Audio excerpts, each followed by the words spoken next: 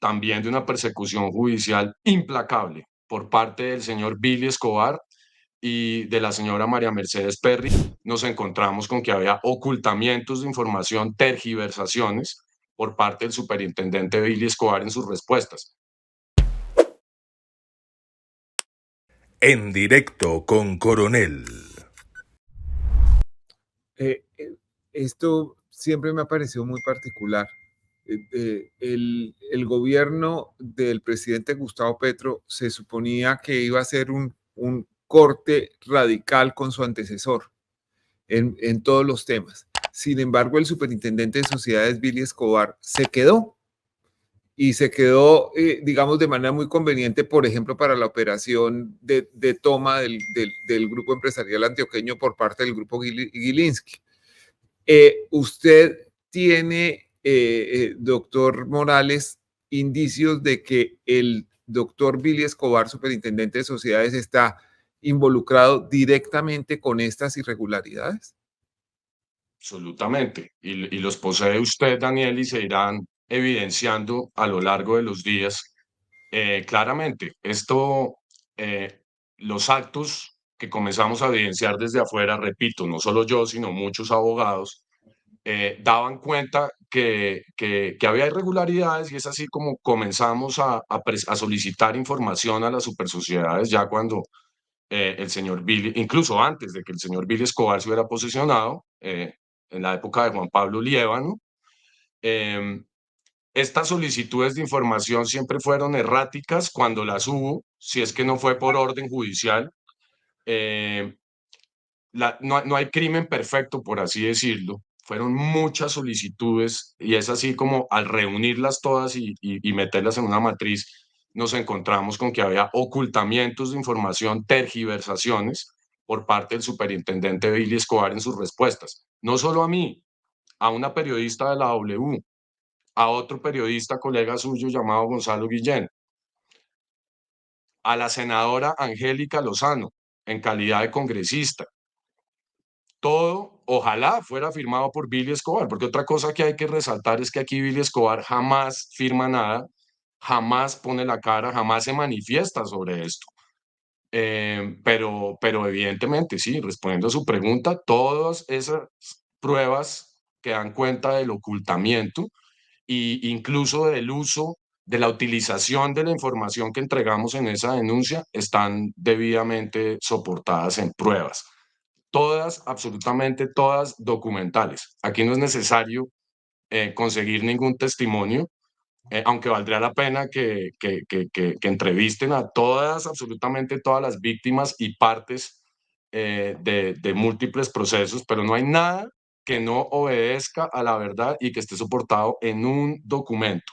Nada, no necesitamos de testimonios de nadie. Entendemos el ocultamiento, porque no ha sido solo a raíz de lo que estamos tutelando o estamos pidiendo no sea protegido, sino en múltiples escenarios. Yo le puedo decir, Daniel, que tenemos algo más de 25 acciones entre administrativos, sancionatorios y judiciales en curso que jamás han sido conocidas y han sido engavetadas. Parecería como si todo lo que tiene que ver con estos casos apareciera en una lista negra en diferentes entidades del Estado para ser ocultado. Incluso cuando he estado en escenarios como este desde hace 6 años, misteriosamente aparecen borradas después las publicaciones de medios de comunicación importantes. Y por supuesto, para rematar, he sido víctima no solamente de amenazas que están debidamente documentadas, sino también de una persecución judicial implacable por parte del señor Billy Escobar y de la señora María Mercedes Perry en diferentes instancias. Que valga también la pena decir que los liquidadores más destacados dentro de esto que yo denomino cartel de auxiliares de la justicia son personas que ya superaron los 70 años, que en su calidad de no de funcionarios Unidad de públicos, pero retiro. sí de particulares que ejercen funciones públicas, ya están en edad de retiro forzoso.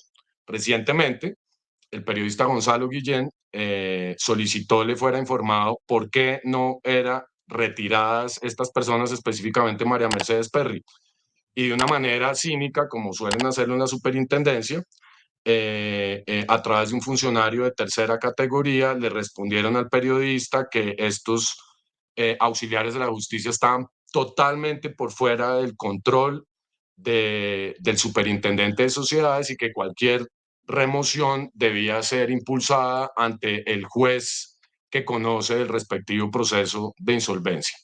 Entonces, esto es el mundo al revés, son una cantidad de normas sastre, especialmente tres, en la ley 1116 de 2008, como lo dije, que reglamenta todo lo de insolvencia, el decreto legislativo 4334-2008, que es el que es expedido por el presidente Álvaro Uribe en facultades extraordinarias por emergencia económica a raíz del tema de las pirámides en 2008, y una normita del año 2015 que es de decreto, que le permite al superintendente de sociedades de turno nombrar a quien a él se le antoje a dedo para ser auxiliar de la justicia en cualquiera de los casos, sin estar incluso inscrita en el listado único de auxiliares de la justicia. Esto, sin duda alguna, ha repercutido en cada uno de los procesos en donde están estos auxiliares, que repito, son 44 identificados que tienen más de 6. En cada uno de estos procesos hay irregularidades, sin duda alguna. Están también las evidencias que demuestran y que connotan actos de corrupción impresionantes, precisamente porque esas leyes sastre determinaron, entre otras cosas, que era un proceso de única instancia, valga decir, por un juez que es nombrado a dedo por el mismo superintendente que suele nombrar a los auxiliares de la justicia a dedo. Es un panorama impresionante. Sí. Es un tema, Daniel, que toca a mucha gente. Estamos hablando que estos 44 auxiliares de la justicia tienen a su cargo más de 350 sociedades, por supuesto las que están en el top de activos. Es un tema que no le interesa a muy pocos, porque verdaderamente toca demasiados callos. Estamos hablando que es una conducta sistemática que se presenta desde el año 2006, documentada desde el año 2015, que es la denuncia que ha estado engavetada, que al tocar a 44 auxiliares, mínimo, y al implicar 350 sociedades, pues despierta definitivamente mucho callo y ha conllevado a una cantidad de actitudes y acciones ilícitas también documentadas por parte de funcionarios de medios de comunicación y de una cantidad de gente que no desean que esto salga a la luz pública. Doctor Morales, usted está denunciando esto que llama el cartel de los liquidadores y decidió poner una acción de tutela contra el presidente Gustavo Petro y contra la fiscalía. ¿Por qué? ¿Qué tienen que ver ellos con esto? ¿Por qué terminan entutelados por esto? Es una muy buena pregunta. Daniel, a principios del gobierno de Gustavo Petro fui contactado, me reuní con el secretario jurídico del presidente Vladimir Fernández. Él muy atento me condujo hacia el secretario de Transparencia. Esta reunión se debió a que hacía pocas horas el presidente de la República había anunciado una aparente pérdida de bienes en la SAE. Me contactaron porque efectivamente yo disponía de unas pruebas que daban cuenta de pérdida de bienes entre septiembre de 2011 y julio de 2014 en esta entidad, cuando la DNE estaba en liquidación. Entregué estas pruebas al secretario de Transparencia. Las utilizó de indebida forma en virtud de sus funciones como secretario de Transparencia y como secretario técnico de la Comisión Nacional de Moralización, presidida por el presidente, de la cual hacen parte los entes de control. Se dio traslado, el secretario dio traslado de estas denuncias a la Fiscalía General de la Nación y a la Procuraduría General de la Nación. En la Procuraduría General de la Nación, de manera extraordinaria y muy rápidamente, abrió un pliego de cargos contra María Mercedes Perry, que era quien había estado a cargo de esta liquidación, a título de falta gravísima por presunta pérdida de bienes. En la fiscalía no pasó nada, no ha pasado absolutamente nada. Era la Entonces, dada fiscalía esta confianza, señor, la fiscalía que dirigía el doctor Francisco Barbosa en ese momento. así es, así es. Teniendo en cuenta este grado de confianza, valga decir, para aquel entonces yo presenté esto como anónimo, porque estas cosas generan riesgos. Riesgos de seguridad personal. Total. Mi nombre se filtró. Me enteré a los pocos días por un amigo que es amigo de un funcionario en la Superintendencia de Sociedades. Allá ya sabían que yo había entregado esta información, insisto, de la SAE, Sociedad de Activos Especiales. En este ambiente de confianza, en alguna de las reuniones en Palacio, comenté que había ciertos rasgos en común con lo que sucede con la administración de las sociedades en la Superintendencia de Sociedades, es decir, a cargo de los auxiliares de la justicia. Y para aquel entonces yo ya llevaba 4 años documentando este tema, Daniel, a un nivel de profundidad impresionante.